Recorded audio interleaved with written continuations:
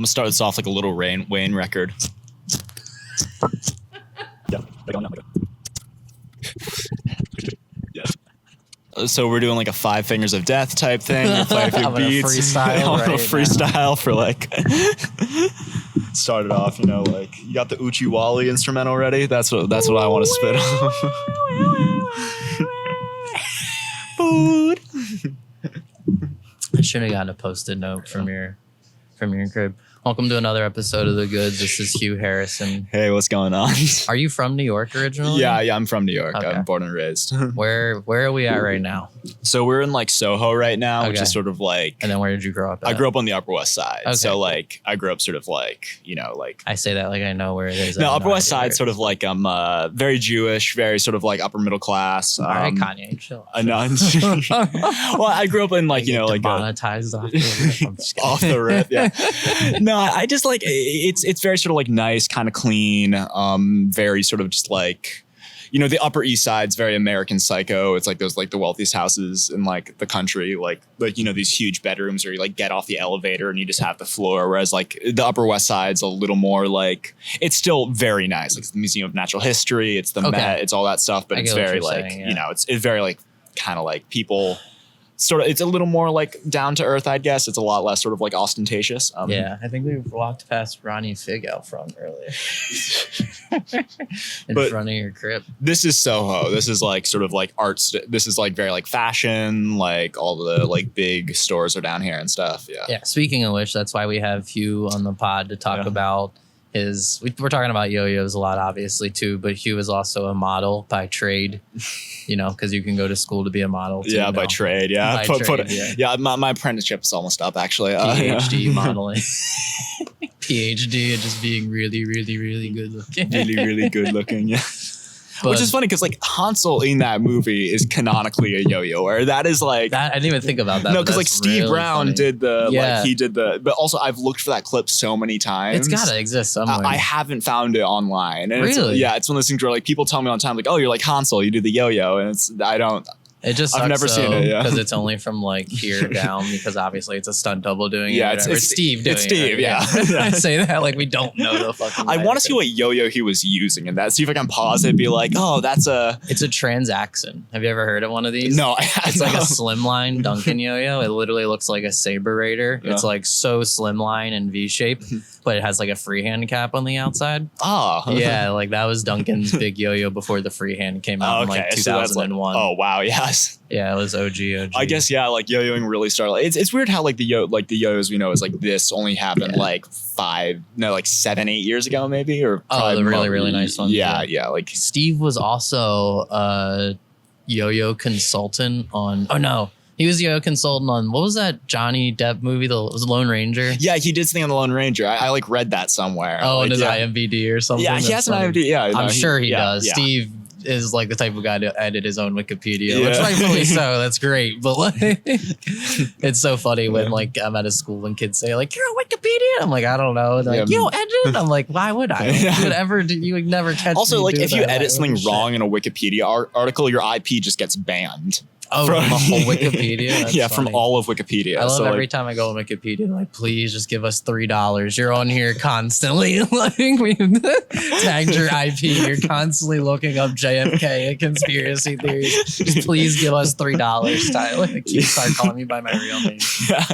The funny thing is, though, is that, like, Wikipedia, like, so I have a friend, I have a friend who I, like, spend a lot of good time in, and when he was 12, this is, like, a big, like, New York City kid thing, where he was like, I was, like, a 12-year-old kid, but he edited himself onto a Wikipedia article so efficiently that there are like scholarly articles written about him. Oh, wow. Even though he's just like a 12-year-old kid. He was like a 12-year-old from Brooklyn at the time. Like if you look online and like serious publications cite him as one of the people who invented hip hop with because he found the Wikipedia article. It's like, oh, so if I search the building that like hip hop was invented, like There's this project a sentence in it or whatever. Yeah, that's with his footnoted. name. And then Yeah. he added it. So it's like there'll be articles that just, I'm not going to say the kid's Fucking name, cool obviously. Master Herc, and- This kid, who also just, he has the most like standard like Brooklyn Italian name ever. And it's But just it like, would make sense for the time. Yeah, It It's would, Like, yeah. oh, okay, cool. Another guy we've never heard of. Great. yeah, Like, no, and just like, and there are articles about it, like scholarly articles about this. Like, That's genuinely funny. But there was a time you could get away with that on the internet. Now it's kind of like not as. I feel like it gets caught. It's like you said, they just instantly flag your IP and they're like, Yeah. all right, you can't do that again. yeah, no, it's like you can.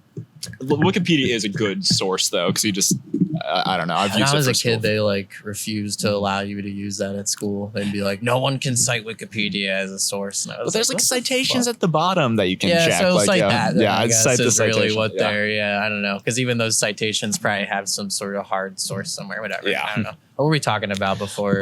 Steve Wikipedia? Brown modeling yo-yo. Oh, right, yeah. He told us this crazy story about Will Ferrell and like him being really young during that Zoolander movie and like just how nervous he was.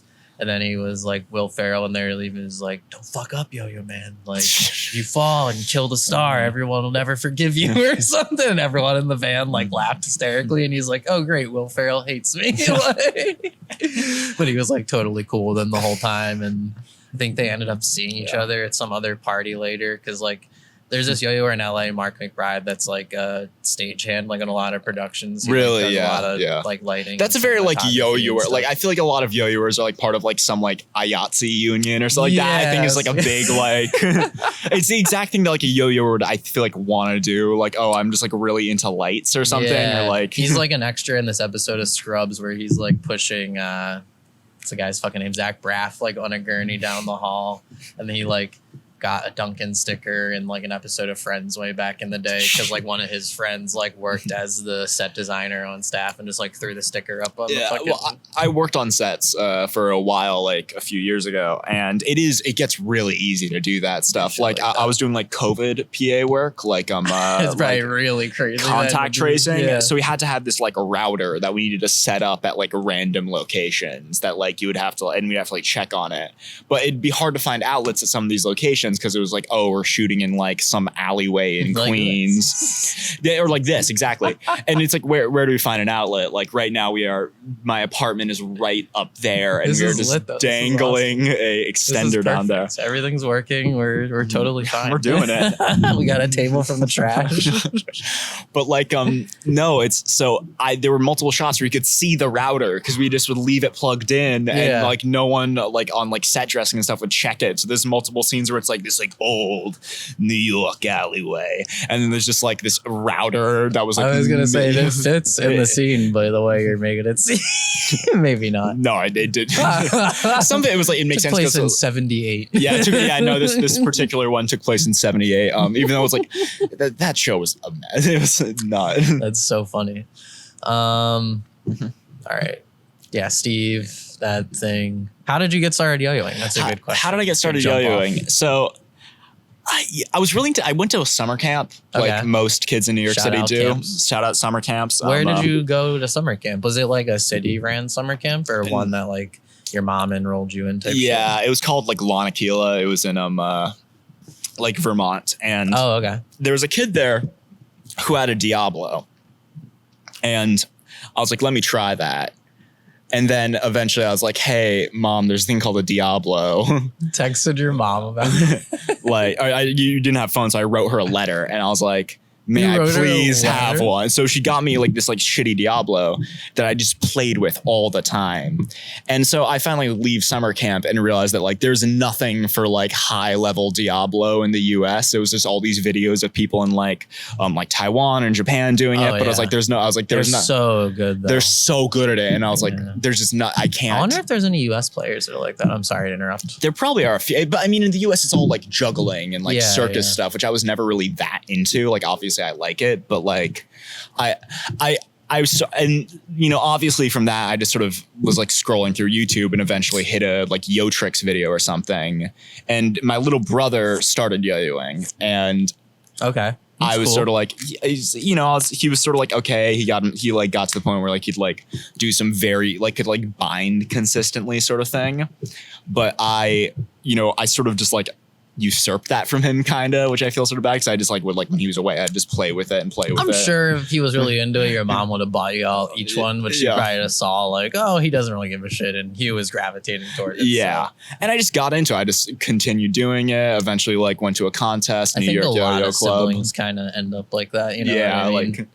like he's the one. My little brother, like I was the one who got really into yo-yo. And my little brother ended up going to Dartmouth on crew scholarship. So it's not like there's like it's I always make jokes about that when people are like, you're so good with the kids and yo-yoing and like this is so great. And I'm like, yeah, I could have fucking been a doctor, a lawyer, anything else that I spent 20,000 hours of my life doing. Like I put so much work into yo-yo that it's like I'll just look at it and be like, this fucking thing. Like I've been doing like what. If I'd done skateboarding instead of yo-yo, like my life would have been or if I just done so many things instead of yo-yo, it's like you can't apply. I mean, I love it, but you can't apply it to anything. Yeah. Like you can't. Colleges won't be like, oh, you're a yo-yoer. Like let's. It's better than nothing, but it's like you really gotta frame it the right way. And be like, oh, look at all the other things it's introduced me to, other than just like manipulating this toy. Because it looks embarrassing if you're just like I play with a yo-yo and then you just stand there aimlessly yo-yoing people. And be like, oh, cool. Just like doing Eli hops in a college admissions office. I dick around with things that they're empty in my kitchen too. Like I throw the fucking ketchup bottle around. Seriously, I don't know. It's funny because now that I'm older and like I do all those camps and stuff, that's kind of like my opening line when I talk to people is like, yeah, I'm a world yo-yo champion. And then like, but I say it very casually and like, whoa, what is that? Like you're a world champion at something? But like there was a number of years where you say that to people and they just don't care. It doesn't really resonate as much. But because yo-yos are kind of like on another level of awareness now, people just equate that to be like, oh, you actually were like the best at something at some point. So it's pretty dope. The one I always do, which is I feel manipulative when I say this, but I always say like, oh, at one point I was 6th in the Pacific Northwest at yo-yo. That's a big ranking. But I bought into the 4A division and there were 8 people doing it. Well, so I don't need to say like, I don't, because I don't want to have to explain to them like the differences between like 1A and 4A. So many yo-yoers get caught up in that. Like when they go to a show of mine, I'll say like, yeah, I was the world yo-yo champion in 2007. They're like, well, you were like 1 of 5. And I'm like, how am I going to explain to a bunch of 7-year-olds like there's AAA and 2A and 5A, like all this? I just did this one. And they're like, well, which one's the hardest one? Like they're just going to ask a bunch of questions. You know what I mean? The hardest one's 3A. Like, I think that is kind of highest testosterone division for sure. Yeah, no, definitely. I remember I had a friend of mine, Tyler Shea. He was sort of like, watch Wild Card 2A at Worlds. Holy shit, is that intense? Like, because you're not going to Worlds for 2A if you're bad. You're like good. Like, yeah, 2A is very insane. Yeah. So when did you kind of like? You said you started going to New York Yo-Yo Club like after you got back from camp or what? I sort of. So I think I went to New Jersey State's first because I was like, I need to see like what a contest must have been like what, 2018, 17? 16, I think. Okay. 16. Was there one in 16? It was like the first. It was the first year when it was dubbed like the Ring Master Classic. Okay. Like and I remember seeing people from the New York Yo-Yo Club there and being like, all right, I guess I'll pull up. Okay. And I remember Did you go with them or no? No, I just sort of went by myself, sort of thing. Yeah. And it was like the New York Yo-Yo Club was there, and I sort of I saw the sort of thing, and what? Yeah. Oh, okay. All right. Yeah. Okay, we won't. All right. Well, yeah. All right. Sweet. We'll be quick. All right. Thank you, man. I appreciate it. Yeah. Yeah, of course. Yeah. Yeah, totally. Yeah. Yeah. Yeah. No. Man's got the easy on. Yeah. I feel like anyone that wears Yeezys now is gonna look like a neo-Nazi. He's a good super though. I like him. Yeah. Yeah. Cool. Yeah. But trash cans. What was I saying? New York Yo-Yo Club. New York Yo-Yo Club. So I joined it through that. I remember my first meet was one of their outdoor meets. I remember seeing like Will Chavez, Brandon Murphy, Louis, all that stuff, all those guys. And it was just a very sort of like it was interesting because there was also like people like Abel there and like people who were around my age. But also just like there was this weird age gap there. And that's an interesting thing to see a yo-yo contest at first. Like, why are these old guys taking out with young guys? And it's also like a connection that it's weird because like now that I grow up, I'm like, oh, yo-yo is a way that like adults can have friends. It's hard as an adult to have friends, but in the yo-yo community, I see like people like thing, right? Genuinely enjoy each other's company and stuff. Wait till you get older and people start being like, hey Hugh, we should be friends, hang out sometime. It's like, what are you saying? Like, why don't we just exchange numbers so that you can let me know? Like, exactly oh yeah, I guess New York Yo-Yo Club. Yo-Yo Club. So no, but I remember sort of like, and it was like my first real interaction with like hanging around with adults, like being around people older than me. Like, I'd go out with these guys to bar, but I wouldn't go in the bar. I'd sort of like go with them to a bar. Yeah, or hang out in the background of the bar and not drink and shit, right? Yeah, all that stuff. I remember like, just like, it was my first real interaction with people who was like, oh, you guys smoke weed? That's crazy. That's crazy.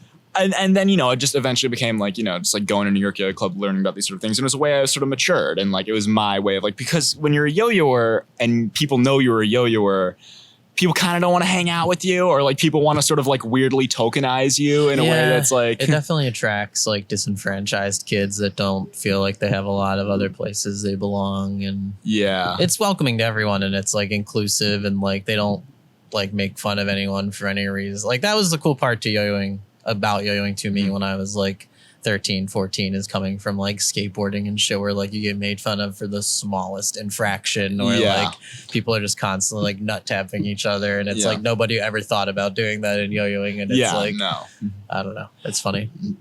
But it was my way of sort of just like having the like experience of like growing up quick in New York, sort of like via yo-yo, which was kind of cool. That's an interesting perspective to have. Yeah, and it's in a lot of ways, the New York Yo-Yo Club kind of like perfectly, because there's only like maybe like 6 or 7 people who regularly go there, and it kind of matches the demographics of New York sort of perfectly. Like I know, their core group, it's very sort of like 7-10 people. It's very sort of like like it's a cool way to sort of like see. Like there's sort of like a rep from every borough and stuff. And like, I always like that part of it. Like, I don't know. Like it was sort of an interesting thing about,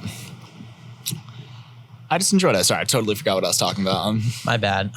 When you first started going to New York Yo-Yo Club and kind of growing up, like as a New York City kid and like getting into nefarious activities and like. Yeah. And I wouldn't say that was directly through New York Yo-Yo Club. I wasn't saying that either, no. But just like, that's like what you get into being a 15-year-old kid, just being around, a rampager and like just doing whatever you want to do. As like a 15-year-old kid, you're gonna get into some shit, and then like you figure it out. Yeah, exactly. I remember just liking that part of it. And also I liked how like New York Yo-Yo Club didn't really like, I didn't feel coddled by it. I felt supported, but I also didn't feel like, like I didn't feel like people were like trying to teach me tricks. I was just watching players who were a lot better at than me like do things there. Like, because especially when like, occasionally there'd be like a really good yo-yoer who'd show up to New York Yo-Yo Even Club. Just like Justin, and there's a couple guys who are like acutely very good at yo-yo. Oh yeah. Well, Justin's like sneaky good, and like Will's got some good tricks, and like good. Other Will's also pretty good. We have got a few like really good 2A players. Yuki was here for a few years. Yeah, Yuki. Abel. Issei. Yeah. Issei. But that's like, I totally forgot about Issei. I saw a video the other day from a Japanese contest, and Issei was there, and I was like, holy shit, like this is crazy. Yeah, no, he was really good. Like I remember seeing him at New Jersey States and being sort of like, what is this guy doing here? Yeah, especially like his dad there too. Yeah. And, like he was rocking the mask before anyone was rocking the mask. Oh, he really was. Yeah. He was a good dude. I missed that guy. Yeah. That's one of those things too that, like you said, being in New York, you grow up amongst a multiculturally diverse group of people, and like you're already interacting with people of other cultures, but then to do that in yo-yoing too, it just kind of all co-mingles together. And yo-yoing, it's like I'd hang out with people who like just couldn't really speak English that well, and like you still just know what you're doing. Like, like because always the New York Yo-Yo Club would be a place where like if Japanese players are visiting here, they'd always stop off at New York Yo-Yo Club, that's and like so sick because New York is like a hub. This is where we should have a world yo-yo contest in New York. It would be hard as hell. I wanted to talk to you about that because it's like I had ideas for that. Okay, like, we'll talk off mic about it. Yeah, no, not that it matters if it's on mic or whatever, but I just don't want to push the envelope. Push any ideas of it. Yeah, but I mean, I think what I'm saying is that I think you feasibly could do it. Like I think you could do it. Like I'm not going to get too into the weeds of like my poor planning about this, that I do at like 3 a.m. Like, all right, how do I make the world yo-yo contest work? That's how it works, man. That's how the bones get laid. And then because it's always very funny how New York yo-yo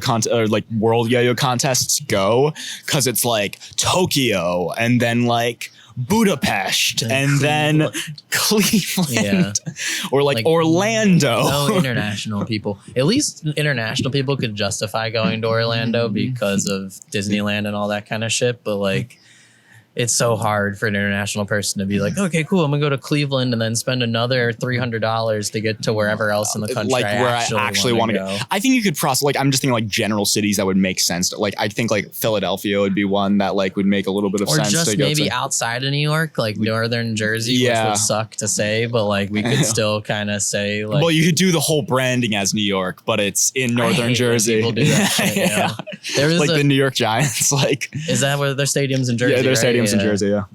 But it's so much cheaper, you know what I mean? Like, it makes sense, and I'm sure because New York, I think it's probably like if you have an event in Philadelphia, like city proper, everything is ran by a union, so you have to like consult with the union, to get them to even fucking lay an extension cord. Yeah, get like a Yahtzee to like deal with like stagehands union and stuff. I think that's kind of a similar vibe in New York, but I don't know. I feel like I've inquired about having events here before, and maybe that's why Justin has his event out in like Coney Island. Yeah, I mean, you could also do it feasibly in like, I think like even Chicago would make more sense than like. We've had events in Chicago, but I don't know. Chicago's another international hit or miss where it's like, are you really trying to spend $1,000 to come to Chicago? The United States is just so big. That's the other problem. Like when you go to Japan, you can take a train to a lot of different cities and like hit Tokyo and all the other cities that you want to hit. But like in America, that's fucking hard. It's because like if you say have it in like Denver, then like whoever the fuck is there is like it's kind of fucked. For like Denver would be cool, but not for everyone. And like, it's whatever. Yeah, but nuts. I'd like to sort of like just be a fly on a wall in like a yo-yo logistics planning conversation, like just see what goes into that. Like yo-yo is a cool thing to have at that kind of crucial evolutionary age when you're between the puberty age. You know what I mean? When you're like 13 through 16, 17, or you know even like 21 to 22 for most guys. I feel like. It's just a good backup to have because like that's a really tumultuous time when you're like making friends, losing friends, having first relationships, losing first relationships, like if you're gonna go to school or not, like career moves, all this shit that like it's not the easiest thing to do when you need a backbone to fall on. Because I mean like I feel like yo-yoers can sometimes fall on like two tracks where it's like you're like, you know, smoking weed in your mom's basement sort of thing, or you're like, or you're like, fun to me. I'm just kidding. Or you're like an engineering student at like some like really big school, and it's like those are sort of, and you can talk to either one of them to figure out like. When I was younger, that's exactly how I viewed yo-yoing too. Not like per se along those lines, but you'd see those yo-yoers like Mark Mangarin, or it's like, what do you do? And it's like, oh, I'm like a cancer researcher. It's like, oh, and you just are very fucking incredible yo-yo. It's like, this is like the other hobby I do. I'm really into sous vide cooking. Like, you know what I mean? They just have like the craziest obscure hobbies. Like,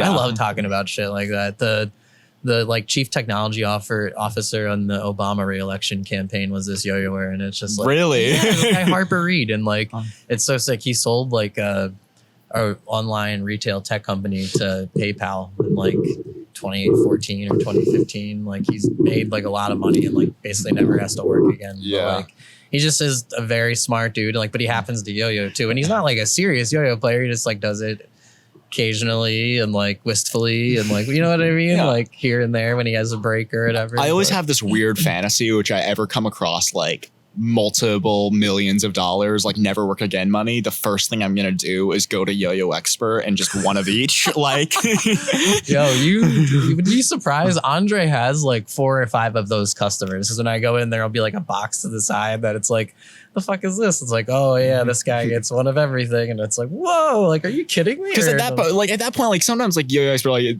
it's, or like, I don't know, I don't want to be the guy with like 7 or 8 drop nears that are just sort of like laying around. It's so pointless. Yeah. It's like, I don't know. I was at Jake's house last night and we did an episode of his collection of all of his dunks, and he has like 95 dunks or something we counted, or like 90 dunks. And like we're sitting there and Duncan just released that MG yo-yo, like the magnesium free hand, and we're both like clamoring like, oh, we really want one. And it's like, but why? Like we have so many other yo-yos. This is pointless. Like why would we bother even getting a $300 yo-yo? You know what I mean? I think I matured as a yo-yoer when I started to realize that like changing your string out more than once every 7 months is like pointless. Like I think these yo-yo strings are potentially older than my lease. Like that's hilarious. They came with me from the old apartment. Yeah. I used to love playing with slick 6-string, which is half cotton, half polyester. Yeah. Because like the cotton would just hold slack so well, and like it just played amazing. It was like rough on your hands, but like it just played so well, and like it tore up yo-yos because the cotton was really abrasive. But yeah, well, I like it when yo-yos like get like, I don't know, there's sort of this patina that my strings form, where like the slacks just hit better. Yeah, and, like it just something. And get like a bunch of oil and wax off your hands. Yeah. No, I used to play. I've competed with wet string a few times, so I just like how it slacks. Back in the day, we used to really, because like polyester was only available from these guys in Brazil making it, and like we would play with it, and it would look like this, and we'd run it through the washer, like loosen it as much as we could, like throw a left-handed UFO, like let it get hella loose, and then like throw it in the your pants pocket, and like just wash it. Yeah. No, it's, I mean, like, cause probably like kitty string, like that probably changed. I came around like a little after kitty string. Okay. Like, yeah, like the first company to really mass produce highlights was a store from New York. It was called Yo-Yo Nation. They were all highlights. Yeah. R.I.P. R.I.P. Dude, there's a video of me like, just like doing like the little, like outside of like the old yo-yo. That was in a really nice spot. Yeah, on Water Street. Yeah, I'd say that was a really nice spot. Like I don't know how. Like I was like, oh, why is there no yo-yo store in New York? Not a lot of money, but they made good money. Enough money to like rent out a place in the financial all lived district together in the same place, so they could write it off. And it was probably like 2,000 square feet. No, not that big. Like 1,300 square feet. But it was upstairs. It was like 3rd or 4th floor apartment, and like it had rooftop access. And like it was that's nice. It was incredible. Yeah. That's like where we'd be hosting the New York Yo-Yo Club if that was. And then now they we just, did, dude. They used to host it on their roof deck of Yo-Yo Nation. That's hilarious. You say that because that's Real perfect. Talk used to do that. Yeah. Well, because now it's like we go to like privately owned public space. We check the database That's of like private. Cool, well, it's cool to do that because you'll just be like yo-yoing in like the I don't know, like the lobby of some like office building in Midtown or something, or like.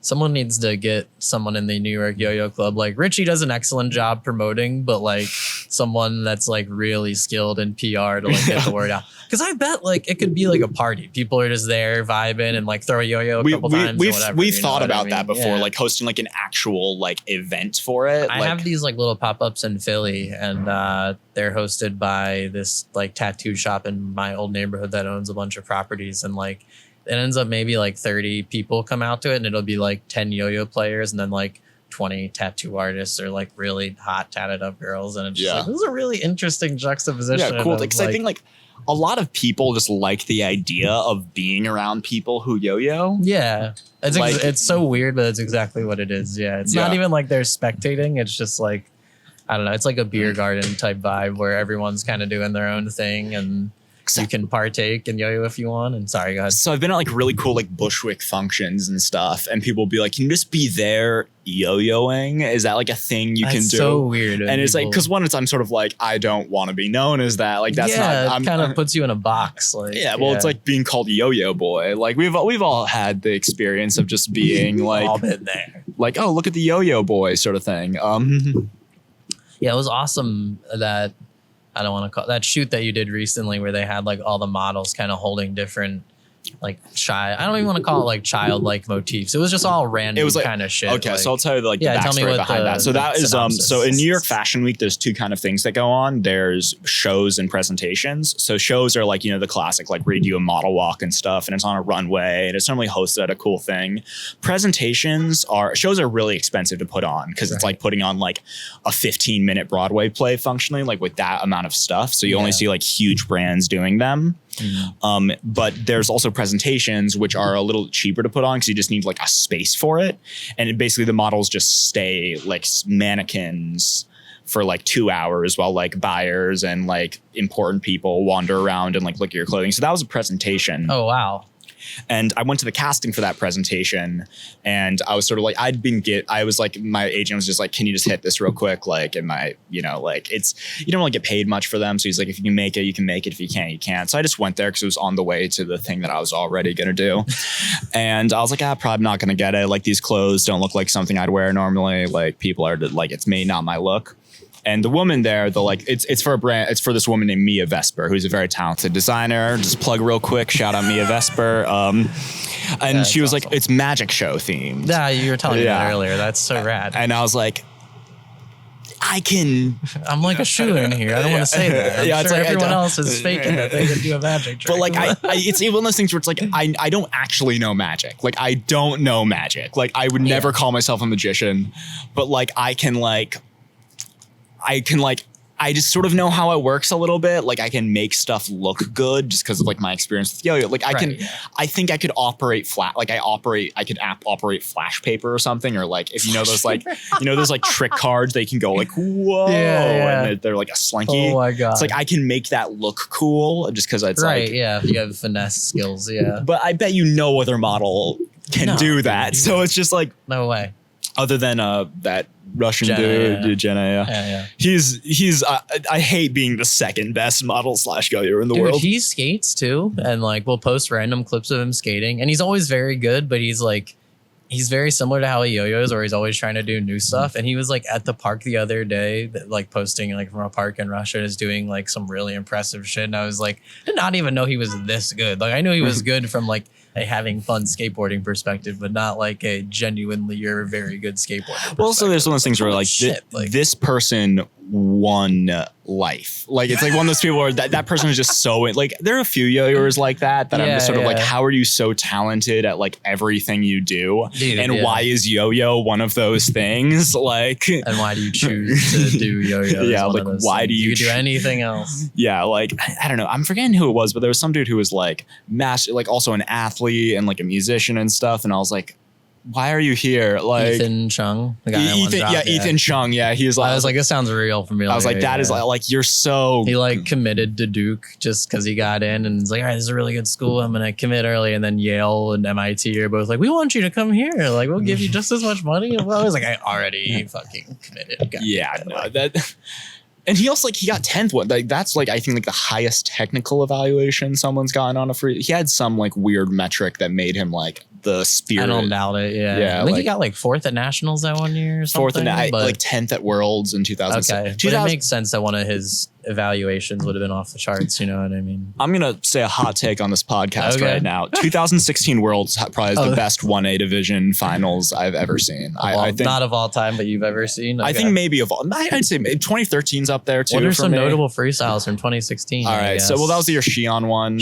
Well, that was like Shion's first. Then everyone got bored of Shion immediately after that. Like, his the second year was just the same freestyle to a different song type. Yeah. But I think like Shion's great though. Shion won. Shion. No, I love Shion. I'm not going to nag on Shion on this one. Luis Enrique Villasenor did really well. Ethan Chung did well that year. If he didn't, I might be totally conflating 16 Whatever and 17. Year you're talking about, you're very passionate about it. So keep on riffing. Yeah. If I get it wrong, just someone like at me. I think who else did really well? I think like I don't think Evan performed. I feel like everyone on my team finaled that year. Yeah, no, Kieran did a really good performance on that. No one that year. really cracked the top 5 or top 10 and did like incredibly well. No, who's that kid from Japan? Something, not Hajime. Chris Chia. The 1A dude. Yamato, maybe? I forget. But he got, I think, second, really killed it. I think Takeshi, I think, did really well that year. Yeah, it was just a good year. And then also like 5A, Jake Elliott did a any year great it's in America, performance. it's like very competitive. You know? Yeah. Not nearly as competitive as when it's in Asia, but like it's still very it's a different kind of competition. I don't know. Yeah, I think it's also like the other, like, I mean, like, obviously, like, I think Japan had a full sweep. No, did they? Because I think it was Shion, Takeshi won. I guess Hajime definitely won. Yeah. 2A, one of the guys. I think it was a full sweep that year. Yeah, it was because a it full was in sweep. America, but Japan had a full sweep. Yeah, that I mean, it's rare that if an American breaks. I mean, Gentry, obviously, but like, it's such a huge deal. like, I didn't realize what a big deal like 2015 was when, like, you know, Zach Gormley won and then like Jake Elliott especially won. in Japan, dude. That's insane. Yeah, that was That's like so insane. that freestyle is great. Like, I love like that. I'll watch that still. Like, just like it's bored. amazing. It's way underrated Yeah, because I don't know. Like so many people, there's so many parts of that people copied. It was so influential that it like almost I don't know. Zach is just too good for his own good, and like it overrides anyone's opinion of it. I don't know. It's hard to explain because no one really talks about him anymore. well, because he sort of disappeared. Like, what was his last? He sort of like did a weird 8th place finish at BAC at some point. I forgot about that. Yeah. But I mean, like, it's one of those things where it's like, I think it's clear. Like, once you're that good, you can sort of like have the option to like buy out. Yeah, like, it just sucks when yo-yoers pretend that someone like drops off the face of the earth and then I don't know. But they yo-yoers are just really needy. Like you give them an inch and they take a mile. Yeah, that sort of thing. Like I think it's like it's unreasonable to expect someone who like won the world yo-yo contest to like keep on coming back again and especially again. when you get nothing from it. Like, what's the prize pool for that? Like, it just depends on how many competitors there are and if the organizer wants to put some of the registration money towards winning or not. So you get like when I was on Yo-Yo Factory, they would give you an advance of $10,000. I think it was like maybe a $5,000 bonus if you won 1A at Worlds, and they'd give you a $10,000 advance on your plastic yo-yo, meaning like when you win the 1A division, they're going to give you a plastic yo-yo and you get like a 25-cent royalty. But like if you do the fucking math on that, think about how many yo-yos you need to sell to repay 10 grand. Yeah, it's insane. It's a lot of fucking yo-yos. So no, that's like how it's funny how like yo-yo companies and modeling agencies have a lot of like, I can put 1-to-1 comparisons for a lot of it. I'm sure. That's like a very rare circumstance because that's, you know, very few people even on Yo-Yo Factory that are in those scenarios. Like, and Gentry, like, they make so many pro models for him and his name generates so much money that like winning something like that is kind of beneficial for his overall persona. You know? It's not just like a regular person though. It's like, oh, it's this life-changing thing. Also like, Gentry, the fact that his name is Gentry, I think it's hilarious. Why? Because that's like naming your child Prince or like, what is it? Oh, okay. Gentry means like class, like high end, like gentry, the gentry. Like it's like, you know, like the high. So that's hilarious. But also the fact that he's like 6'7", blonde, like he's this like larger than life figure in a lot of ways, which is so weird that like you'd think the best yo-yo in the world is like not that guy. When you like show random people pictures of him or videos, they either love him or hate him immediately. Like, it's so funny. The most random people are like, this guy's adorable, or like, this guy's great, or like, this guy's so hot, or they're like, random people are like, this guy sucks. I'm like, you don't even know him. Like, what's the matter with him? And they're like, I think he is sort of like easy to clown on, obviously. But like, how can you not be at that point? He's like every time people always say that about Gentry, not that because I agree, like he is easy to clown on just because he is so like statuesque and picture perfect, but like that's just, it's like the same way they make fun of the president on SNL, you know what I mean? Like when you're in that position of you're that good and you're that stoic of a figure in any community, you're gonna catch jokes. It just is what it is. Someone's gonna, even if they like you, they're gonna be like, it's kind of funny the way your hair looks in this picture or something. Like they're just gonna make pokes you because you're that motherfucker. Like, he's that guy. He's the Drake of yo-yo. Right. I mean, that comparison's been made before. Right? No, but that's a great. I never even thought about that. But Drake like leans into it. You know what I mean? And that's why he's so successful is because he like has the self-deprecation factor of being able to make fun of himself. But like, a lot of people don't. That's funny. Yeah, no, he's cool. I mean, like also Evan, I think is trying to fill that spot a little bit. Yeah, Evan's like, dope. Yeah, Evan is very outgoing in real life. Gentry is too. I'm not saying it like that, but Evan is like was very nice to me when I met him in person. Like I think Evan has been like media trained since he was a kid. You know. Yeah, that's like you sort of get that sort of like thing of. I think it is interesting how like stage presence impacts yo-yo so much, and like it is a weird way to because I did like theater as a kid, and I remember just sort of being like this is giving me an edge on because it's like it's not something you need to like train yo-yo. It's like being able to like work a crowd or know like what a crowd wants to see is important. Yeah. Like, no, you're totally right though because. I listen to comedians talk about the similar circumstances like that too, where they just like when you're on stage, it's really that ultimate equalizer of like, it doesn't matter what you look like or like how much money you have or what you're wearing or whatever. Like if you got these tricks, like people are going to cheer for you. If you got these jokes, people are going to cheer for you. Like it's an equalizer and it's like cool to see. You know, I think it is funny though, how you'll see people, these like very introverted in real life people go on stage and like, just fucking get people like it is weird how like people can go crazy for it though like yo-yoing or just different things. Yo-yoing but also different things I guess like icon like icon worship imagine I remember having like real social relationships with a few yo-yoing YouTubers back in the day like.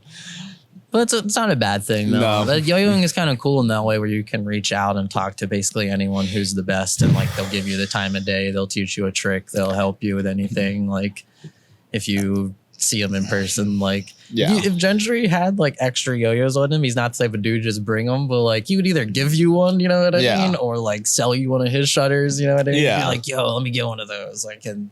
Get it directly out of his pocket. Yeah, like he's a cool guy. Like he wouldn't trip about it. Yeah. I think also like the thing is that it's really easy to forget like yo-yoers will never reach the kind of fame that would like actually like give you like weird fame sort of responses to things. So like really like the biggest yo in the world is like in real life is just kind of popping on Insta or something or like even within yo-yo when you're that poppin', it's almost like embarrassing because you're just like God, the level of how poppin' I am to all these children is not nearly what my paycheck should be, you know what I mean? Like, because it's like, I think like this is one thing I've noticed a lot that like yo-yoers I think sometimes suffer from this, and I've suffered from this at times too, where it's like there's this, you feel it's like being a yo-yoer sort of means that you kind of have like this like weird outsider status in like the real world sort of thing. Yeah. And then when you're in yo-yo, it kind of like I've noticed that there is sort of this like weird like people kind of get like this sort of like weird fame sort of thing in yo-yo where it's like they kind of become a little like standoffish or anxious or nervous, and that kind of makes them seem like dicks in a lot of ways because it's like go ahead. It's because it's like, you know, it's like I think it's like if you're in a situation where like you're not cool in any other thing and then all of a sudden in this weird super niche community where you're only like around these people like maybe 4 times a year and then you're the shit 4 times a year, it'll do some weird things to your ego. Like dude,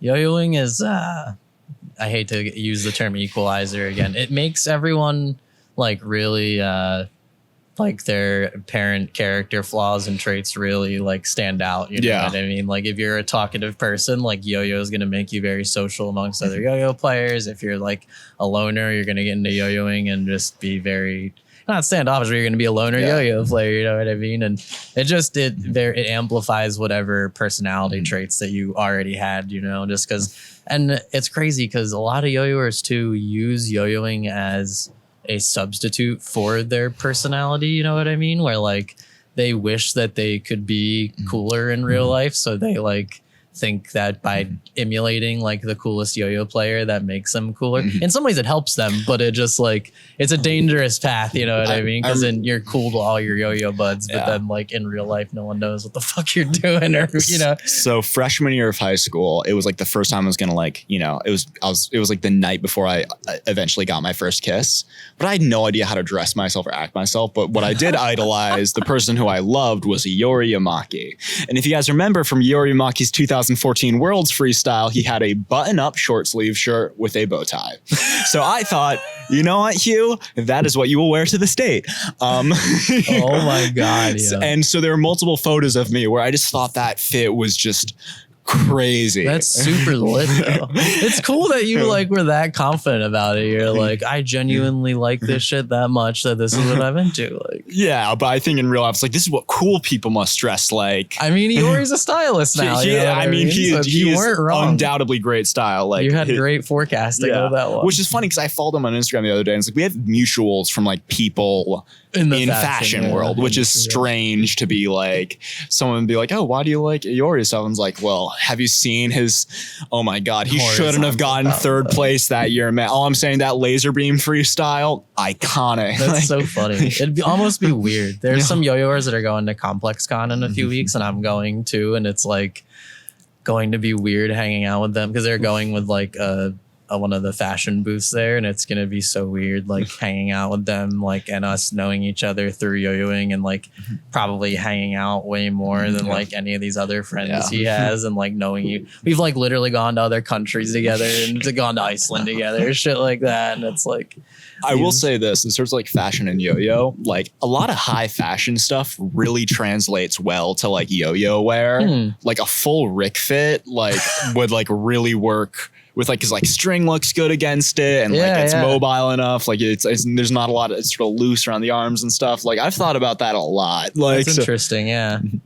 I never yo-yoing. Yeah. It's unfortunate that there's so much money derived from just selling yo-yos, because there's so much visual cues and shit that could be taken from yo-yo that could, like you said, be applied to high fashion. And like, there just needs to be the right concept and application of it. And I think it'll be seen in a different way, and then like it could, it just needs to be done the right way, and it'll be cool. No, yo-yo. I'm not trying to get on here and be like yo-yo is the future of high fashion. Like, no, it's hear cool me first, but it's cool. It's a cool thing to influence. There's parallels, definitely, and I mean even modeling in yo-yo. Like there is like a few parallels I have found that I sort of like, like the ability to present yourself, the ability to like, like a lot of like, like stage presence stuff. Like there's like a difference between like, I think Mike Durdak told me this. At one point where it's like there's a difference between throwing it as straight breakaway and like these three other ways you can enter a trapeze mount. And I've been thinking about that, like the same thing with like photos. It's like there's a way you can like, if I'm just standing in front of a camera, there's like a different way to do that just makes it look slightly, whether it's loosening the lips a little bit or like opening my eyes so they look symmetrical, or like just angling my chin down slightly, sucking my, like all those little things. And you can apply the same thing to yo-yo, where it's like if you just move the string like this instead of this, the trick that's the difference between like a click and no click right there. Yeah, like, and it's the difference between getting the shot and not getting the shot. It's getting like, the job, potentially not getting the job. No, that's what it is. Like when it's like all about that like one moment of like the thing. Like that's sick. There's tricks awesome. Like people like you can do in front of yourself and behind the back that are exactly the same difficulty, but one will click and one won't. Like that's right. And just different. How different things look and the concept of it all. Yeah, there's a lot of parallels, and I wish more yo-yoers were of that volition to like make them, you know what I mean? Just because there's not any, there would be a way to monetize it if someone thought about it. But anyway, it's awesome to hear you say coming from that world though, what were you saying? No, like I agree with you there completely. I'm not going to be the guy because honestly, like it's hard to think that hard about that sort of thing. Like, and like it's such a fruitless venture until you find a fucking angel investor. It's like, here's fucking $800,000 to do a crazy gallery show of like an interactive yo-yo thing, something wild. It's like my agents have told me that they don't love the fact that I yo-yo because it is like it's not a marketable talent. Right, like skateboarding, incredibly marketable. Right. Yo-yo, not at all. Like clients will see yo-yo and be like, it's kind of turning, not a turn off unless it's in the right instance, like this magic themed show. And that show, even like my agents weren't psyched about me doing that because they were like, like it's gonna definitely box you in too, and then it just quickly.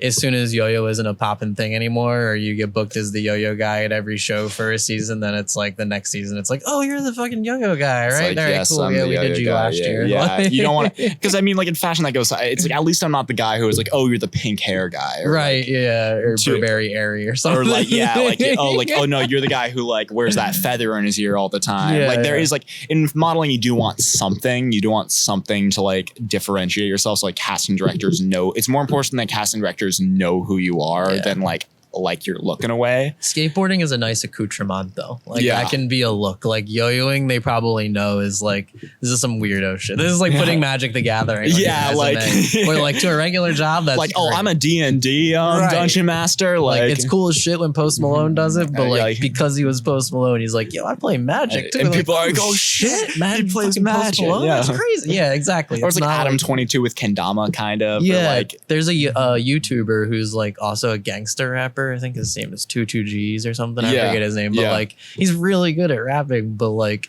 people don't really take him that serious because he was like a fucking YouTuber. And it's like, Yeah. how can you go from one to the other? But like someone like T Grizzly, who went to jail for robbing a fucking jewelry store, has a Grand Theft Auto server that he monetizes every month, and everyone's like, "Yo, that's tight!" Like Yeah, he's I know. monetizing the streets. yeah, no, that's what is the difference here? Yeah, no, seriously. I think that I'm not in any. I don't think I'm like looking forward to like being known as, because like this. I got a lot of followers from that thing, and I think it might be good to be like, oh, I can yo-yo, but like, Yeah. the other thing that's like, I just don't know how to skateboard. I just don't, and like that's one thing. It's like I spent so much time yo-yoing and And not you can enough tell time. when they hire like a non-skater for the campaigns, and it's just Yeah. not a natural photo. And it's like, there's a lot of hot skater dudes that you could just hire to do this instead of a model who can't skate at all. Yeah. I mean, the big thing, I don't know. I've seen that with like yo-yo in terms of like, I remember there was like one Hasbro did a really big push to get like, you know, like string tricks into a thing like a few years ago. Oh, Blazing Teens. Blazing Yeah. Teens. And they hired a few like pretty solid yo-yoers, but I was looking at that. I was Yeah, like, that was embarrassing. They don't want to hire good-looking people for that because they want it to be approachable for regular. They kind of know their demographic But they isn't also- going to be like some hot 14-year-old kid that's Yeah. like, oh, yo-yos? Cool. Like they're already on Snapchat doing Yeah. shit that they shouldn't be doing. You Yeah. know what I mean? well, I mean, like they had a few really capable yo-yoers doing the like commercial for that. Like, I think right, like Dylan yeah. Ostrowski did it, or like I think he did. Yeah, I forget.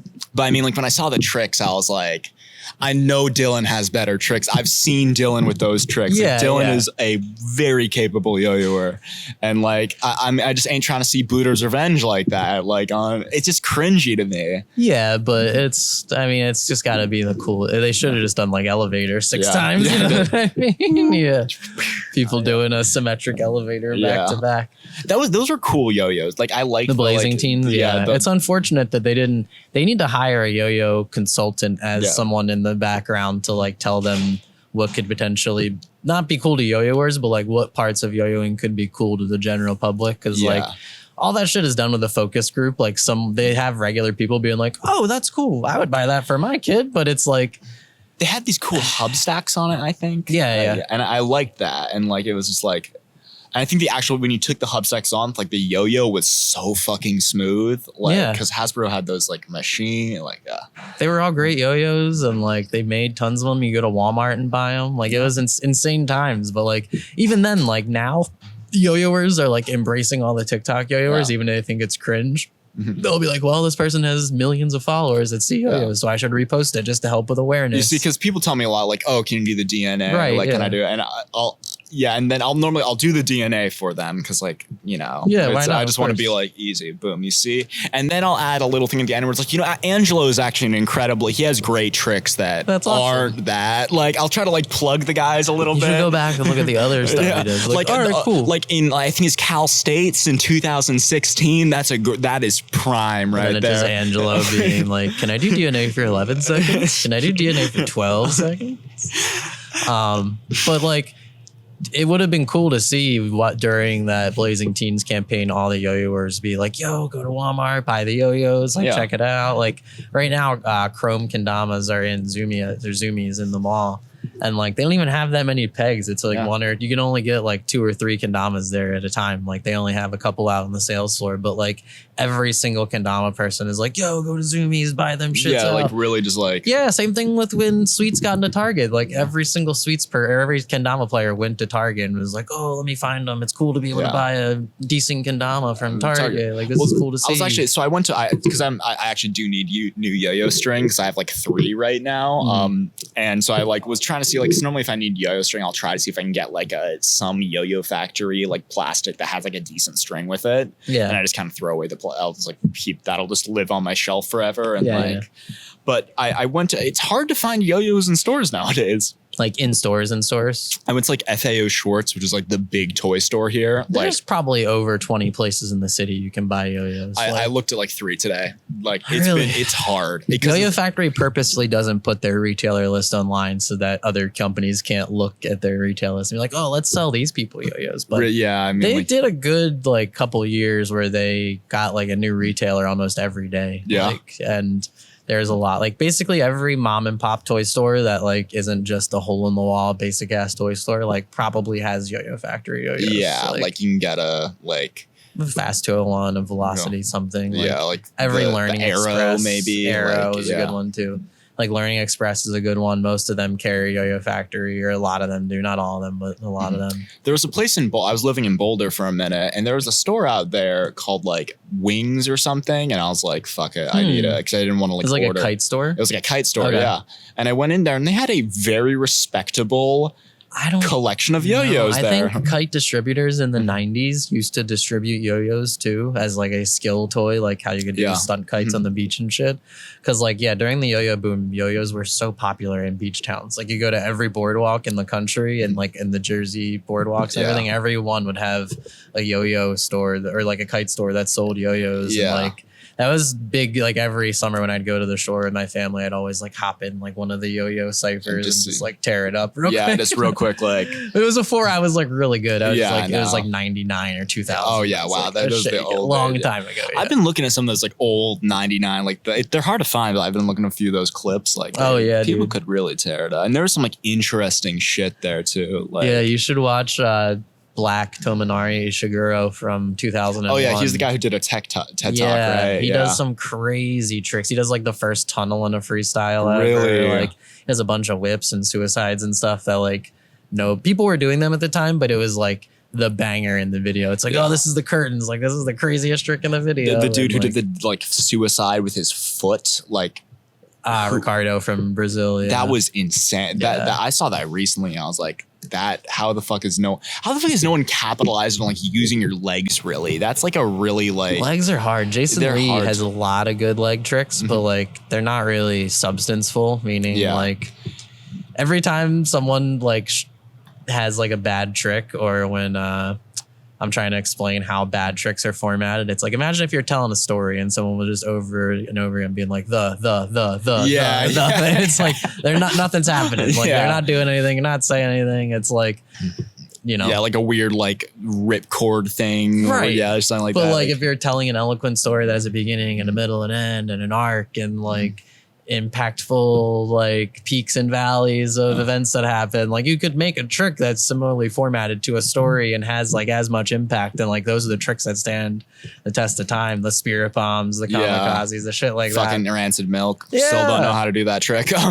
But the crazy tricks like that, not just the like whatever combo C that XYZ player did, XYZ contest. Anyway, I'm going to go on this podcast and say something right now. This is not a hot take. This is just something I think the yo-yo community needs to know.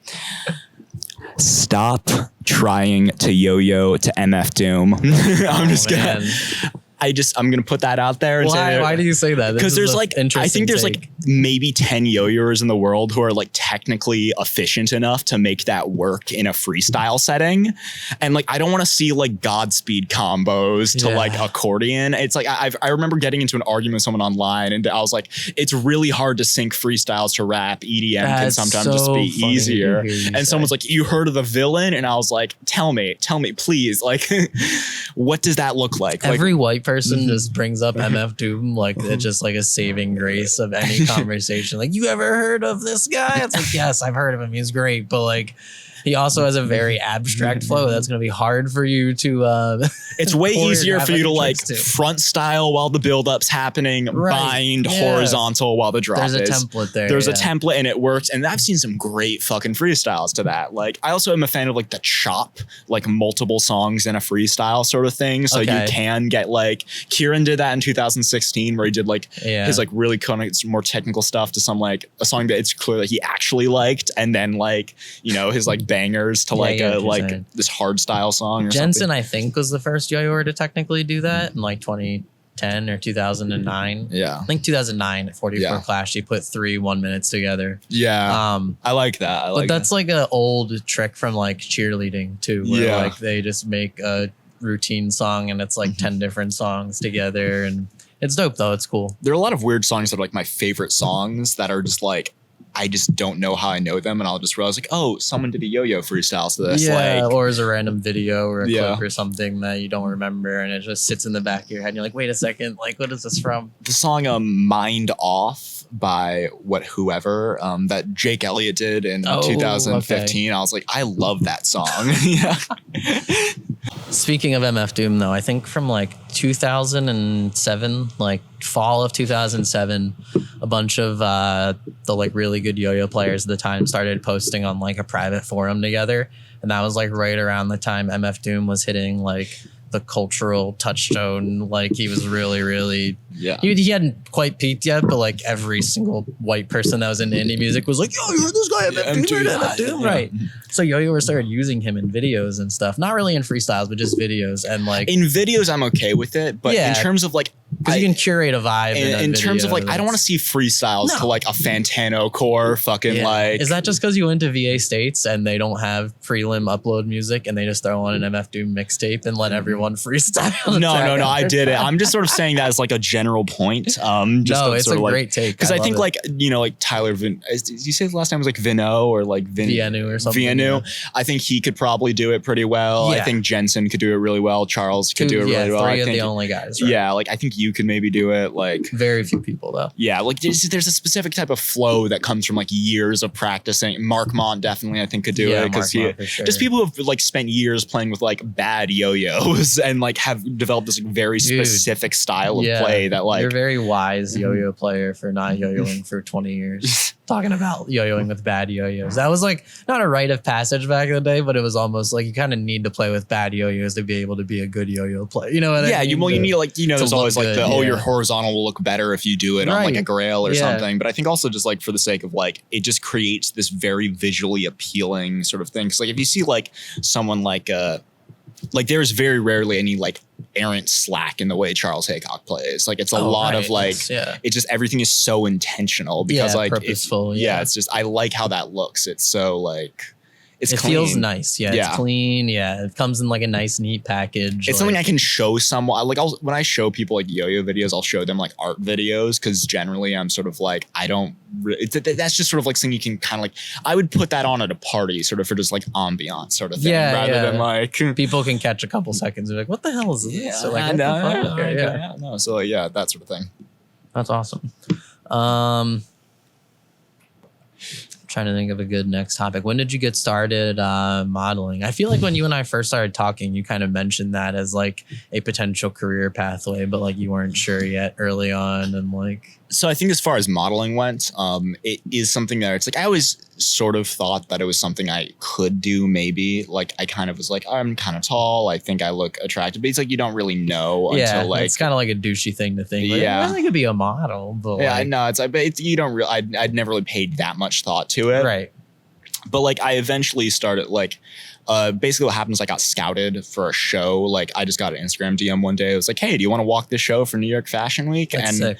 My response, I think, was, is this real? Like, cause sometimes they'll do that. They'll be like, we want you to be an influencer. And it's very funny how you get those like random messages on Instagram that are like, we think you'd be a great ambassador for. And sometimes for me, it's just like. But there's certain keywords, like if they're like a casting director or something, we're like, is this real? Like, this could be a potential real reach out. Like, and it was. And I ended up walking a show for a brand called Kenneth Nicholas. And then shortly at people on set were sort of like, you should reach out to a few agencies because like if you can do a show in Fashion Week, that means you're probably good enough to do other things. Oh yeah. So I'm reached that's out. Huge on your resume. You know? Yeah, I reached out to like, it's like one of those things where it's like eventually what you really want for modeling is like a really good editorial and like a really big client. So like if ideally like so a model's career looks like you're doing like editorials for there's like a lot of smaller magazines that are like have a lot of like Document Journal and what's another one? Like Harper's Bazaar, like a few like L'Officiel is sort of its own thing. But like if you want like a big editorial, and then you want like a client who shoots you all the time. So like for one of my friends, that's Calvin Klein. And then another one of my friends, that's Net-a-Porter. And then my other friend does Aeropostale pretty frequently. So you want that consistent gig. Mm-hmm. And then you want like just then you'll eventually build momentums into like, I have one friend who signed, walked for Gucci, got an exclusive contract with them, broke the exclusive contract to sign exclusive with Yves Saint Laurent, and now he's living in Paris and he's on option for all their stuff and stuff. Yeah. But walking in New York Fashion Week just shows that you can do it. So I got signed to an agency called State in New York. Proof of concept. Yeah. Shout out State Mgmt, by the way. Shout out Christoph. Shout out OJ. Those are my agents. And I kind of did. I wasn't really sure about it to begin with, and then eventually my first big thing I booked was I did All Saints' spring summer campaign last year, and I've just sort of like, it's like I'm sort of like I do well during fashion weeks, which is good. I tend to like I had a pretty good fashion week last week. I was gonna say, yeah, it seemed like you dabbled throughout the last year, but then like it came to a big culmination the last like 3 weeks leading up to fashion week. And then I just got signed in Milan, which is sort of big for me, which is like amazing. That means that like there's an agency who at least thinks I have some form of market outside of the United States. Yeah, that's incredible. So, but my big clients have been mainly All Saints. Claire's was one. Claire's like the jewelry that like your baby sister would get. Midnight Studios, which is sort of a smaller brand coming out of Los Angeles. I've done a lot of stuff for them. And that's just I've been sort of working with some small clients. Ledoux, which is like a Copenhagen, like sort of like streetwear brand, like, and then a few editorials here and there. I've walked for a few brands. Like it's that sort of thing. I haven't got my big client yet. Like you really want to have, and I have a few things sort of in the works right now, but like once you have that like big, like as soon as you get the Gucci or the Chanel or the Yves Saint Laurent or the Givenchy, like as soon as you get those, like that generally cements you as like someone who can do it consistently. That's sick. Yeah, I'm sure it's like a lot of things like that where there's a lot of different levels to be had where you can like model for a lot of like just smaller tier brands, and then like once you get those bigger contracts, that really cements you. Also, guys generally make less money. Like that's sort of like the main thing. Like guys, because the thing about the consumer base in America is primarily women. Like think about like this hair care, makeup. Like guys generally just have clothes, and then occasionally like a makeup brand or a hair care brand will like do a guy with long hair. It's or like very specific. It's a very specific circumstances. So like I don't like my partner, for instance, she's able to work a lot. She's able to support herself completely off of that. Where it's me, I'm sort of like, awesome. I get a little bit of money here and there, but it's more of just sort of like waiting on like something bigger, or like if I ever get a contract or something or like that. That's like what I'd like. But like, like I'm also in school right now. It's like, it's sort of like a cool thing to do while I'm young, but like, I can say I did it. That's sort of you hear, I think a lot of people do that where they just end up modeling for like their early 20s, and then they hit 24, 25, then they get a job in the industry or something to do with that. It's like I did it for a little while. Become a photographer. Like it's super interesting because it's a weird introduction to an industry, being like the pinnacle of it in a way, you know what I mean? But I guess there's so much need for models and like work in that sense that like there's a ton of models. There's like, I think in New York, like there's probably like, I'd say about like 17 or 18 like reputable agencies that like can get you work. Yeah. And probably each agency has like for men's, most of their men's boards are like 10 to 70 people. That's wild. So like my agency is like mid-large, I'd say. Like it's on a scale where it's like my agents are able to get me into the room with the casting directors for like a lot of major brands. But I'm not quite with an agency that has like the kind of like IMG or Ford or Wilhelmina. Those brands are the brands that can like really like get you in a room and like there's like a direct book you immediately sort of thing. Like I don't know too much about it, and there's always more things I'm learning. But like it's a lot of that. Like that's sick though. That's awesome. It's cool that you're being like realistic about it and like you're not eggs all in that basket. Like, it'd be cool if it happened, but also like it is what it is for the time being, and I'm gonna keep plugging away at it. And that's sick. Yeah, it's one of those, and like also like it's nice to have. I think it's very easy like when you get into modeling, like become like just a model or like get really into make the job your thing sort of situation. Yeah, I get like what make you the mean. job your life. But I think I've honestly discovered that like, you know, like yo-yo has helped me a lot that because it's like I keep it in my mind. It's like I'm a yo-yoer first, model second. Like I try to do that more as just a way of being like I'm not what this job is for me. Yeah, like yeah. it's one of those things really, and there's no way I can like work. I can like get better at posing. I can get better at walking. All those things can be better.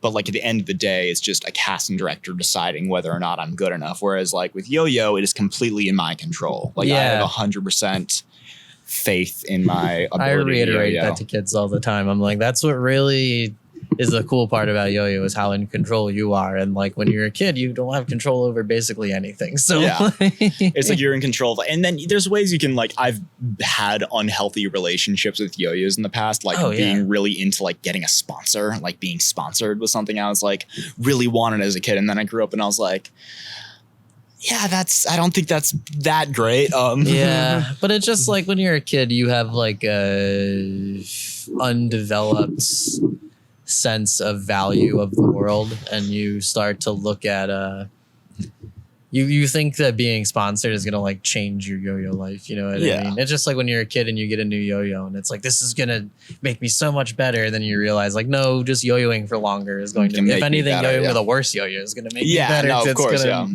make me focus more and concentrate. People should, I think it's one of those things where it's like again, like people get spoiled very quickly in yo-yo. Like just like. I want to practice on that. I want to practice with yo-yos that like pads are like falling apart and like string that's near breaking, and just like seeing what throw some wrenches. Yeah. Those obstacles can like really how it can make my yo-yoing better. Yeah, so I think yo-yo right now is sort of in this like weird.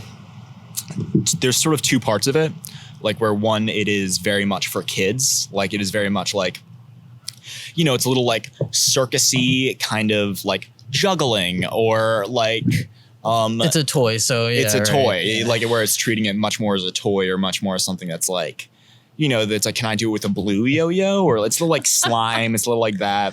And that doesn't help with the TikTok trends. Yeah, for a big pupper. Yeah, I mean, like, and I think TikTok is part of that, but I'd also say that like, on the other hand, yo-yo can kind of be this like really sort of like, it has this way of being sort of like a kind of.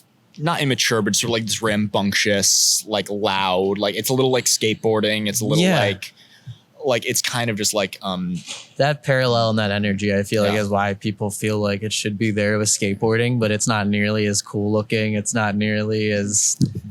I always make like a skateboarding yo-yo skateboarding to kendama comparison where like I want to hear this. Skateboarding is a lot like kendama just by function, where like kendama you do the quick thing and like. That's it. Like a trick for kendama is like 5 seconds. And there's a huge resolution. You get it on the spike and it's like, wow, I did That's it. Whereas like with yo-yo, it's like a like fifth, like at some points like 3 minute long trick that like one throw can go for like 45 seconds. It's like going to see a jam band or something. Where it's like some people fucking hate the Grateful Dead, and then other people are like, it's the best band in the world. And it's like there's people who are like no one's really in between. Yeah, exactly. Yeah. Unfortunately, we don't have cool symbology like they do. You have to have a fire ass t-shirt that goes viral. I mean, I think the closest thing we had to that was like CLYW, because like yo-yoing, like for a big thing for me with like what aesthetic yo-yoing I think kind of was for me growing up was like the Summit video. Yeah, like, you were mentioning that. Yeah, like CLYW. Everyone yo-yoing in the rain outside. Everyone in the rain. Like the cool logo, like the sort of like the symbology of CLYW was so attractive and kind of like it was just a cool thing to watch. Like when you're a kid and you're searching for a sense of belonging and you're like kind of realizing like the world is shit in a lot of ways and you're not gonna like be able to make a lot of significant change, and then you see a company like Caribou Lodge and they're like, we're doing things our way and like we take care of people and like we listen to your opinion, and like that means a lot to like a 14, 15-year-old kid. Totally. It's like no one listens to me, and then they're like, this person like sees me. You know what I mean? I think there is. So I think there is like, for me, the aesthetic ideal of yo-yoing. Like if we were to turn yo-yo into like what the aesthetic of yo-yo is, it would look something like art, or maybe even like what Recess does. Sort of this like well-crafted, like the tricks look good. They are good tricks. They're not just like tricks that look good but are kind of easy. There is an artistic element to it. There's actual like craft put into like the videos that aren't just the yo-yo tricks. Like there is music with it, like maybe self-produced music. It's like a whole like, it can be a lifestyle, because I think being a yo-yoer means being someone who's creative in a very specific way. Yeah. It's someone who's into sort of like weird shit you can kind of obsess over. Skateboarding, it's like almost cool when they're into obscure stuff that's outside of skateboarding. And like in yo-yoing, people don't really look at it that way, or they're not like, oh, how can we connect it to these other interests that you have? It's just like, oh, cool, you're an expert fucking saxophone player. Who cares? Like you can't even do 4.0 hooks. Well, that's the thing. Like so many yo-yoers are like very technical people. Like you have yours who are like CAD designers, like musicians, like people who do like Mark Mangarin, cancer researcher, like people who do that sort of thing. And then also like, I think we talked about like Aesop Rock. Like Aesop Rock's one of my favorite musicians, but there's this reason why I like him, because his music is kind of just bangs, honestly. Like, but also like he just has this like very specific sort of like way of rapping that's like incredible. Like his lyrics have all these like little pieces into it, and I can kind of obsess over it in a way. But it's also like there's this thing of where it's like I'm kind of only into that. Like it's like, but a lot of yo-yoers are also into Aesop Rock. Like it's similar to yo-yo, like you mentioned. My bad, that's my phone. Yeah. And now you're cool. But yeah, no, it's that sort of like weird like hyperfixations, I think, because yo-yoing is and can be a hyperfixation in a lot of ways. Like, I think everyone who yo-yos goes through a period of hyperfixation if you get really good at it. Because it becomes like a security blanket where it's just like, oh, my life isn't going good. Like I can yo-yo, and it's, I don't know. What was another good point that we were talking about earlier with yo-yo v skateboarding and fashion, or just the lifestyle of yo-yoing and how to further expand upon that? And I was trying to think of some other good points. God damn it. I think, we lost a lot of video footage. But I think yo-yoing in terms like skateboarding and yo-yoing, I think the comparison is not, it's there in terms of like the kind of like people that do, or the sort of like, there is a coolness to it and sort of this like rock and roll at all. That, like, no, it isn't. Right. It's like, just like there is a, there's this sort of like, the thing is that there's sort of like guerrilla sort of hobbies you can have. Mm-hmm. Like I tend to like, there is this way of like me sort of like it's like you can yo-yo anywhere. And I mean, since you get into yo-yo in a certain way, it's like really you want to yo-yo in like a kind of an open space with like not a lot of wind, like maybe decent temperature, like your hands don't want to be too cold. As a kid, when you don't have the choice of where to go with a parent, you can literally yo-yo anywhere. Yeah, you can do it anywhere. And skateboarding is kind of the same. And I think kendama is kind of the same. It's all sort of like, but I think like if yo-yoing was to be more like, I think take itself less seriously. I think that's the first thing you need to do. Like there needs to be a level of self-awareness about it. Cause I hate people who are like, cause like people, I used to get really into like yo-yoing's art is a big one. Or like yo-yoing's a sport. Like it's neither. Like it is really neither. It's a thing. And like I always say, like whenever people, okay, this is the other thing we talked about. Like, I'd like to see there be more actual explanation as to like what yo-yoing is or what makes certain parts of yo-yoing cool. That is what you were bringing up earlier. The videos that we could make about just expounding upon concepts and drop near video and that sort of thing. Like the idea that like what makes something important, like what makes, like why Zach Gormley's freestyle was so like held such weight in the American yo-yoing community, or like why Takeshi Matsura is the best ever. Those why subjective opinion videos would be incredible. No, and like a video essays, like doing like a Kuzkazat or like there are a lot of YouTubers who do that. But that's where all those fucking 20 years of archived footage could come into play. We have like, so much of those, but like it's so hard to like sit down. Imagine and a half-hour long video just digressing about or dissecting all of or Mickey's freestyles for 15 years. You know what I mean? It's like this year he did the best. This year he did the worst. And maybe even like some like opinionated. I think that yo-yoing does suffer from a little bit of like toxic positivity in some ways. Yeah. That's something like, Jake and I have been talking about recently where it's like, could we do like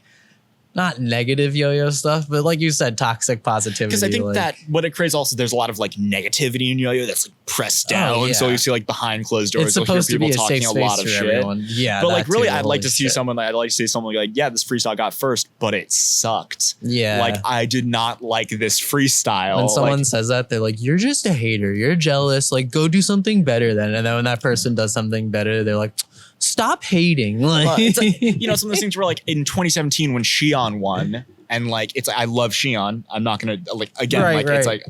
like but that freestyle he did was the same freestyle he did the year before, and then Charles Haycock did like a totally unrelated 3-minute that was just on YouTube, and I was sort of like, that's what should have been in that. Like Shion won that year, but he just did like, I have opinions about that. I have opinions about Evan Nagao winning Nats this year. I have opinions about like because I think like I can have this like Gentry Stein 2014, one of the best freestyles of all time. Like that is an iconic freestyle, but like I don't really know what to think about like other ones. He's like, I think I'd like to see more like maybe not negative, but like critical content about it. Cause then people can view it more as like a thing that people have opinions on rather than like view it more as a, like it's not as much like a community. It's like yo-yoing at this point, I think it's more of a community than a subculture. I'd like it to be more of a subculture. If that makes any sense. If any communities have like weird flare-ups like that, it almost always goes viral, you know what I mean? Yeah, when it's like, oh, this fucking video game guy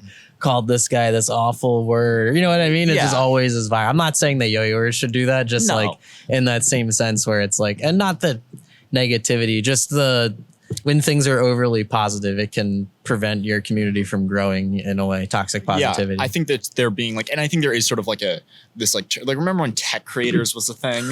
Yeah, you mentioned Nehemiah. Earlier, I think that was sort of this like weird thing where it's like it got really gatekeepy weirdly. And what I just thought of tech, my definition of tech still kind of is like a trick that isn't fast. Like it is a trick that is sort of more technical and a trick that you kind of need to pay attention to. Right. But when it got into like the yo-yo can't actually leave the mount, and like, you know, I'll sort of like it was very deep. It got very deep, and like, but I think that is where it's sort of like that was the only time I've seen yo-yoing really get like look at itself and be like, what does this mean? Like, what is critical about this? Yeah.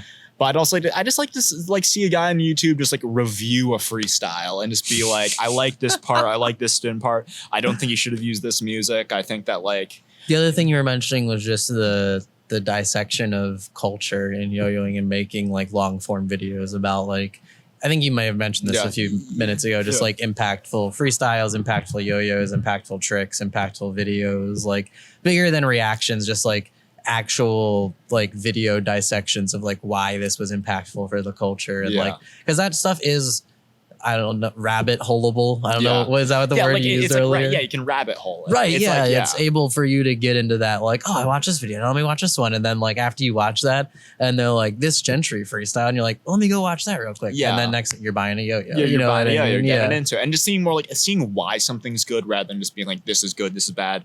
This got first place. Why? And also maybe seeing why something can be contestable as a first place. Or like, you know, like I'd love to hear people being like, I know there's been a lot of conversation about like how judging works. And I know you do some judging yourself. And I imagine it's not an easy job at all. It's a whatever job. It's not like it's, I don't know, people overhype it like it's kind of crazy. But like if you're a pretty proficient yo-yo player and you can focus, you'll be fine. It's just like normal yo-yo players aren't dissecting. I've said dissect so many times in the last 20 minutes.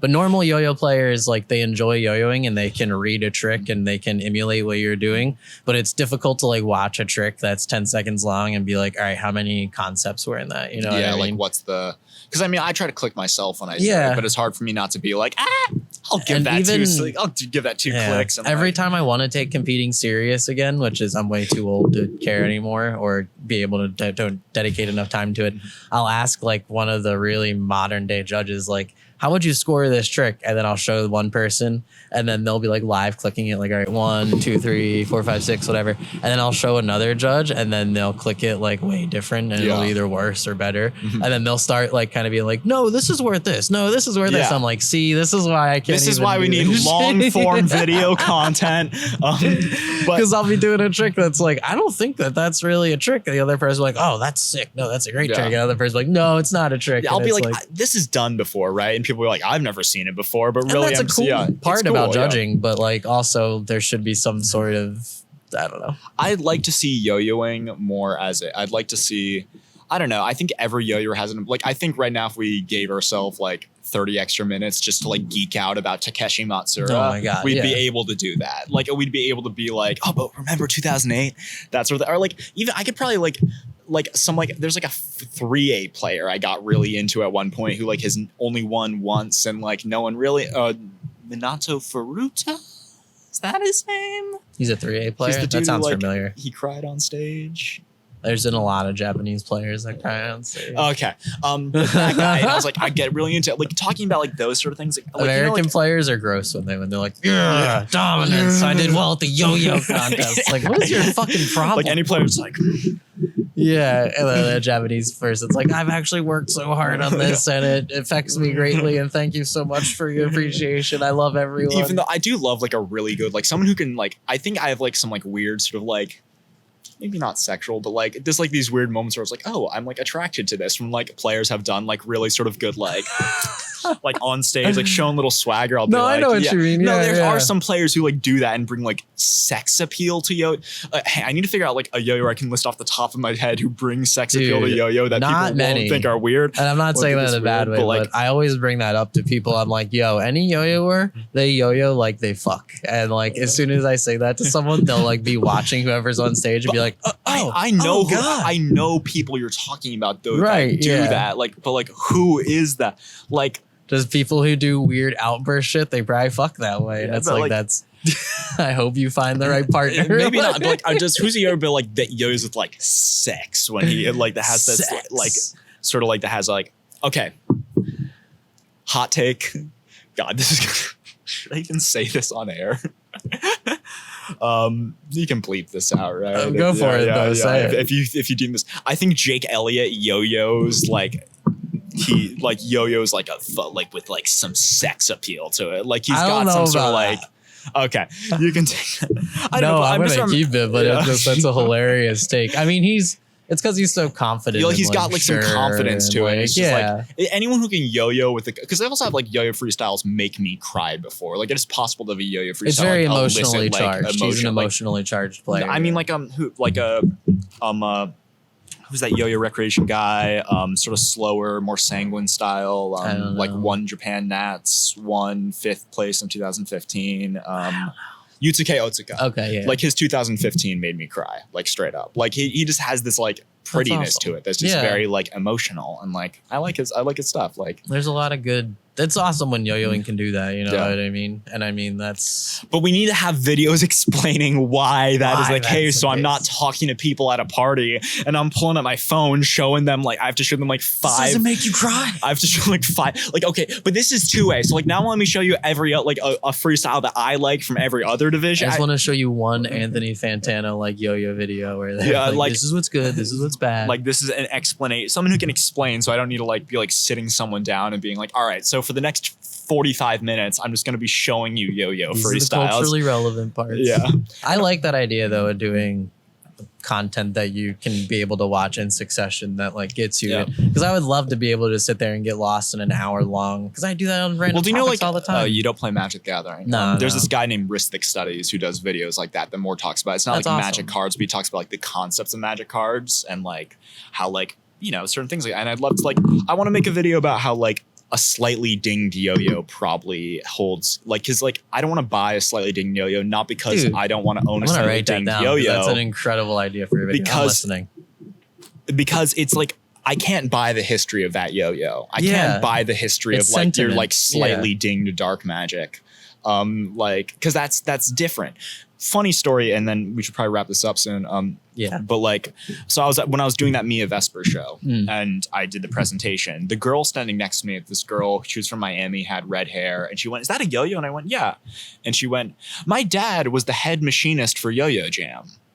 Whoa, that's wild. And they live down in Florida. And I was kind of like, "Oh," or not Florida. I think they live and in I just Georgia, didn't but realize like your dad is like that's insane. has changed my life so much. Like your dad is like has made Dude, That's a crazy and your story. dad has like really impacted like the history of something I Yeah. hold so incredibly. Like your dad probably was the guy who would figure out how to put rims on a yo-yo. Yeah, and like some wild shit. Yeah. Yeah, and it's like you don't realize that. Just like, the fact that she knew those couple keywords, you know, Yeah. and the random person's not gonna know anything and about she like yo-yo would jam. go to she knew who you were because she'd be like, I remember Went to when that Worlds like or something. yeah went to Worlds in Orlando. She used That's to go every crazy, year and yeah. like go to the booth at Yo-Yo Jam, and I think like she knew who like Takeshi was, and I was sort That's of like, so sick. but then at that point that opens a door to me to be like, didn't you love Takeshi in 2018? Then it all went down. then she's like, I have not paid attention. Please to stay it. over on your platform. Just yo-yo over there. Like, okay, I'm sorry. Like, what are your thoughts on this trick, right? Like, does this click right? Like, Can you get this knot out? yeah. Trying to take a picture. You got a pic real quick? That's awesome. I want to get Yeah. her fucking dad's contact info so Yeah. we can interview him for the pod. No, sometime. seriously, like, yeah, That'd be he's in awesome. Miami. Like, Just even 10 minutes, you know what I mean? Just Like- talking about random yo-yo Yeah, jam just like, shit would 'cause be that- so awesome. that's one thing I'm like criminally under like educated in is like Yo-Yo Jam as like a thing. Like, Yeah. because I think I like so I got into yo-yoing in August of 2015. Mhm. Yeah, August. It was right after Zach Rumley won. That December, Yo-Yo Jam closed. like So there could- I don't really know yo-yoing with Yo-Yo Jam. Yeah, there could literally be like a coffee table book of like they probably have 1,000 different yo-yos they've made over the years. Or close, like over 500 for sure, and like different colorways, Yeah. different history about the yo-yo. But I mean, interviews this is with how the you pro turn yo-yo player. into sort of like a lifestyle thing. Right, You yeah. educate people on like what yo-yos mean and sort of like Right. because it is like the dark magic, incredibly important. I will say this holds her up as to you. The first yo-yo trade, I didn't realize that this was a shitty trade on my part. I need to like make amends to the person I traded this yo-yo to. I accidentally traded a rimless, a capless dark magic ding to shit for one of your gold weekends. Oh wow, to who? That's funny. Just some Someone kid, in the yeah, New York yeah, airport. That's some sick. kid, and I It was might like, have just been a B grade weekend he got for like 20 or 30 bucks. that and- might have been it, but still, it was like the gold John Wolfe edition Yeah, weekend. that's sick, dude. There's only like maybe 100 of those or something. That's Yeah, fucking I mean, awesome. I don't have that anymore. Honestly, I had a bad habit of like selling yo-yos. Like, This happens when you yeah. first start yo-yo. It's probably like somewhere rotting in Like, like I'll Will get it Chavez somewhere. collection or something. Yeah, like, it's in his yeah. basement in a corner. Do you have any? One more cigarette and then we're out. Yeah. Do you have anything you want to say in closing? In closing, no, I don't really think. I think I touched most on it. Like, Yeah. I really like all the points that we made about like yo-yoing lifestyle and how to translate that into mainstream and I think I'd just like to live in a world where like a kid, like people understand the kid that yo-yos a little more, not just in a way like no one understands the yo-yoers, because that's such a like boring way of just being like, because I hate being the guy who's like, it's an art or it's a sport. Like really, like what I say is like, it's like, I'll tell people it's like, it's a semi-creative thing that you can spend a lot of time doing. And the way the content, I always use the like comp for like figure skating as like what a contest I think is a lot like. of people use that. Yeah, because that's the closest thing we have to like something with a routine. Mhm. But I don't know. I just like to live in a world where people like kind of can have the resources to get yo-yo rather than trying to like indoctrinate themselves. Because what yo-yoers are incredibly self-sufficient people in a lot of ways, which it takes a lot to like support a yo-yo interest. Yeah, but it's a big barrier for Yeah. entry too, where it's like you kind of got to figure a bunch of shit out for yourself. It's not common Yeah. knowledge. Where if you want to skateboard or do anything else, there's all these videos that take you into the deeper cultural meanings of all this shit. I think also like a database for contests would be cool, like an actual real Yeah. like setup where it could be like, this is happening then, this is happening then, this is happening then, just so people could know, because it's hard to figure out when contests are without like being tied into the right Instagram accounts and stuff. Right. Like, Oh, that's a great point. Someone just did that for kendama recently, where they did like, this is the first time this trick was ever done. This is the first time this trick was ever done. It's called kendama docs, and like Yeah. they go over a bunch of shit. It's pretty cool. But we got to do that for you. Yeah. there's a Um, lot of cool stuff that needs to be done. So if anyone wants to hit me up on Instagram to see if we can get like 5 or 6 people together who are willing to like put in the work to actually make documentary style yo-yo videos, let me know. Instagram at DLAB.HCRA. Yeah, just plugging myself right there. Ben Oh, Gates, if you're really serious about that, Ben Gates would love to do that. no, He's I'd been love talking to. my I ear off love Ben recently, Gates. but- Yeah. But yeah, is that all we got? Yeah, man. Thank you so much for being on. Thanks for ripping Thank you cigs for on the coming pod. out all the way to New York, man. I Nah. appreciate it. Thanks Yeah. for having me in Trash Alley. Of course, yeah. Peace. All right, peace out, man.